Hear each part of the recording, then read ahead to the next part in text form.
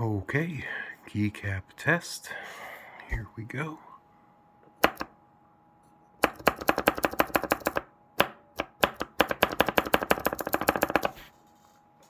Here's another keycap next to it. Show that the spacing is almost perfect. Yeah, they're not touching, so.